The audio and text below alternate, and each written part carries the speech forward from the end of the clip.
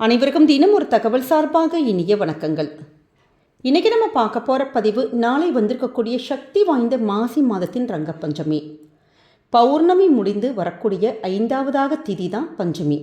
அதுவும் நமக்கு கரெக்டாக இந்த மாசி பௌர்ணமியானது நமக்கு ஹோலி பண்டிகை கொண்டாடப்பட்டது.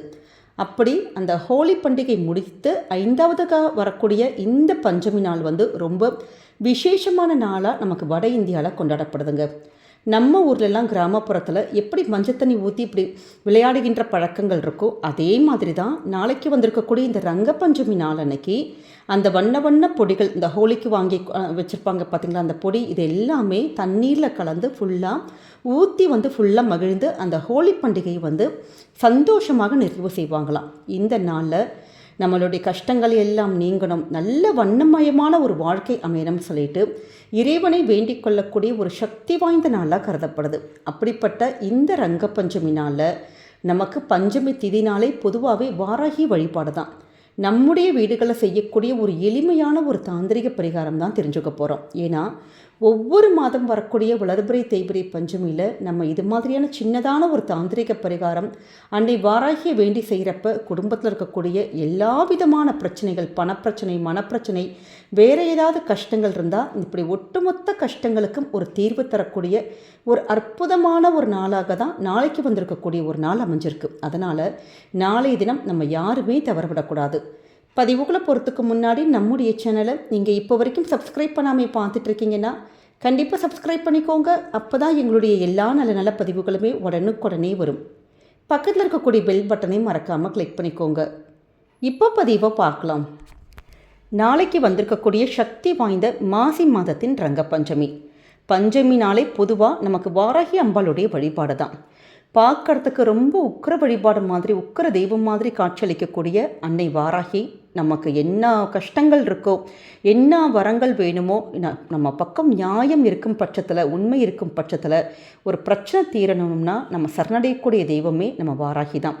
ஒரு எதிரிகளால் பிரச்சனை, சூழ்ச்சிகளால் பிரச்சனை, இல்லாட்டி வம்பு வழக்கு, கோர்ட்டு கேஸு, இதில் ஏதாச்சும் தீர்வு கிடைக்கணும் அப்படின்னாலுமே, எந்தவித கஷ்டங்கள் உங்களுக்கு வாழ்க்கையில் எதுவாக இருந்தாலுமே ஒவ்வொரு பஞ்சமி தீதிலையுமே வளர்பிறை இல்லாட்டி தேய்பிறை நீங்கள் வாராகியை மட்டும் முழுசாக சரணடைஞ்சு ஒரு தீபம் மட்டும் ஏற்றி, ஒன்று உங்களால் முடியும்னா 5 தீபங்கள் ஏற்றலாம், இல்லாட்டி 5 முகம் கொண்ட ஒரே ஒரு தீபம் ஏற்றலாம், இல்லாட்டி ஒரே ஒரு நல்லெண்ணெய் தீபம் மட்டும் ஏற்றிட்டு உங்கள் பிரச்சனைகளை மட்டும் சொல்லி வாராகி மட்டும் தொடர்ந்து நீங்கள் வழிபட்டு பாருங்களேன். உங்கள் வாழ்க்கையில் நல்ல விதமான ஒளிமயமான வாழ்க்கை நிச்சயமாக கிடைக்கும். உங்களுடைய பிரச்சனைகள் எல்லாம் வேரோடு கலைந்து நமக்கு சந்தோஷத்தை தருவாளாம் வாராகி. ஏன்னா இந்த வழிபாடுக்கு அவ்வளோ ஒரு அதீதமான ஒரு சக்தி இருக்குது. அப்படி நாளைக்கு வந்திருக்கக்கூடிய இந்த மாசி மாதத்தின் ரங்க பஞ்சமி நாள் அன்னைக்கு நம்ம செய்யக்கூடிய ஒரு எளிமையான பரிகார முறை உங்கள் வீட்டில் இருக்கக்கூடிய பணப்பிரச்சனைகளை தீர்க்கும், மனசு ஏதாவது இருக்குதுன்னா அதையும் தீர்க்கும், வேறு சூழ்ச்சிகள், வேறு ஏதாவது கெட்ட விஷயங்கள், பில்லி சூனியம் அப்படி ஏதாவது நெகட்டிவாக இருக்குது, எதிர்மறையாக இருக்குது, குடும்பத்தில் நல்ல ஒரு மாதிரி ஆக்டிவாகவே யாருமே இல்லை, ஒரு சில குடும்பங்கள்லாம் நல்லா ஆகோன்னு வளர்ந்துருப்பாங்க, டக்குன்னு ஏதோ நம்ம வீட்டில் இருக்கக்கூடிய ஃபினான்ஷியல் டவுனாக இருக்கலாம், இல்லாட்டி வேறு ஹெல்த் வைஸ் நம்ம டக்குன்னு டவுன் ஆகும், அப்படி நல்லா ஆக்டிவாக இருக்கக்கூடிய பிள்ளைங்க டவுனாக இருப்பாங்க, என்ன காரணம்னே தெரியாது, ஆனால் ஏதாவது ஒரு வகையில் நம்ம டக்குன்னு டவுனாக இருப்போம் குடும்பத்தில். அப்படி ஏதாவது சூழ்ச்சிகள் நமக்கே கண்ணுக்கு தெரியாத எந்த சூழ்ச்சிகளாக இருந்தாலும் சரிங்க, நீங்கள் ஒவ்வொரு பஞ்சமி திதிக்கும் இந்த ஒரு இலை தாந்திரிக பரிகாரத்தை மட்டும் நீங்கள் பண்ணுங்கள். இதற்கு மிக முக்கியமான ஒரு விஷயம், அசைவம் சாப்பிட்டுட்டு இந்த விஷயத்தை நீங்கள் தயவு செஞ்சு பண்ணக்கூடாது. பொதுவாகவே வாராகி வழிபாடு ரொம்ப உக்கிரமான ஒரு வழிபாடு தான், தெய்வம் தான். அப்படி இருக்கிறப்ப நம்ம இது மாதிரி வழிபாடுகள் பண்ணுறப்ப, ஏன்னா நாளைக்கு ஞாயிற்றுக்கிழமை வீட்டில் நிறைய பேர் வீட்டில் நான்வெஜ் சமைப்போம், அசைவ உணவுகள்லாம் சமைச்சிட்டு நம்ம சாப்பிட்டுட்டு சமைச்சு நீங்கள் கொடுத்துக்கலாம். ஆனால் நம்ம சாப்பிட்டுட்டு அந்த பூஜைகள் பண்ணுறது அந்தளவுக்கு உகந்தது கிடையாது. தயவு செஞ்சு அதை மட்டும் நீங்கள் தவிர்த்துருங்க. நாளைய தினம் உங்களால் முடியுங்கிற பட்சத்தில் நீங்கள் விரதங்கள் இருக்கலாம். அப்படி முடியாதவங்க நம்ம எளிமையான சைவ உணவுகள் மட்டும் எடுத்துகிட்டு மாலை நேரத்தில் உங்கள் கிட்ட இருக்கக்கூடிய அந்த வாராகி அம்பாள் உங்கள்கிட்ட படம் விக்கிரகம் இருந்ததுன்னா அதற்கு பூக்கள் வச்சு பண்ணிக்கலாம். அப்படி இல்லாட்டி ஒரே ஒரு தீபம் மட்டும் நீங்கள் ஏற்றிட்டு ஆத்மார்த்தமாக இந்த எளிமையான ஒரு வழிபாட்டை பண்ணலாம். சுவாமிக்கு நிவேதனமாக நாளைக்கு உங்களால் என்ன முடியுமோ நீங்கள் வைக்கலாம். பானகம் வைக்கலாம், மாதுளம்பழம் வைக்கலாம், இல்லாட்டி நம்ம வேக வைக்காத நம்ம வீட்டில் உருளைக்கிழங்கு இருக்கும், சக்கரவள்ளி கிழங்கு இருக்கும், அப்படி கிழங்கு வகைகள் பூமிக்கு அடியில் விளையக்கூடிய கிழங்கு வகைகளை நான் வாராகிக்கு நம்ம சமர்ப்பிக்கிறப்ப நமக்கு நல்லதொரு பலன் கிடைக்கும். ஏன்னா வாராகிக்கு இதெல்லாம் ரொம்ப இஷ்டப்பட்ட நிவேதனங்கள். அப்படி உங்களால் என்ன முடியுமோ நீங்கள் வச்சுட்டு எளிமையான இந்த ஒரு தாந்திரிக பரிகாரம் பண்ணலாம். இதற்கு என்ன தேவை அப்படின்னு கேட்டிங்கன்னா, ஒரே ஒரு கற்பூரவள்ளி இலை மட்டும் போதுங்க. கற்பூரவள்ளி இலையானது எந்த வீட்டில் நம்ம வைக்கிறோமோ அந்த இடத்துல இருக்கக்கூடிய எதிர்மறை ஆற்றல்கள் ஃபுல் அண்ட் ஃபுல் எடுத்துட்டு நல்ல ஒரு பாசிட்டிவ் வைப்ரேஷன் கொடுக்குங்கிறது தான் ஐதீகம். உங்கள் வீட்டில் பெரிய அளவில் இடம் கூட தேவையில்லை, சின்னதான ஒரு தொட்டியில் ஒரு சின்ன ஒரு குச்சி மட்டும் நீங்கள் வச்சு பாருங்களேன். ஏன்னா அந்த செடி வீட்டில் இருக்க நமக்கு அவ்வளோ ஒரு பாசிட்டிவ் வைப்ரேஷன். ஆன்மீகத்துக்கு மட்டும் கிடையாது, நமக்கு ஹெல்த் வைஸ் நல்லபடியான ஒரு நல்ல ஒரு ரிசல்ட் கொடுக்கக்கூடிய ஒரு செடினா இந்த கற்பூரவள்ளி செடி தான். அதனுடைய காற்று நம்ம சுவாசித்தாலே நமக்கான ஏதாவது பிரச்சனைகள் இருந்ததுன்னா கூட அந்த பிரச்சனைகளை தீர்ப்பு கொடுக்கக்கூடியது தான் இந்த கற்பூரவள்ளி செடி.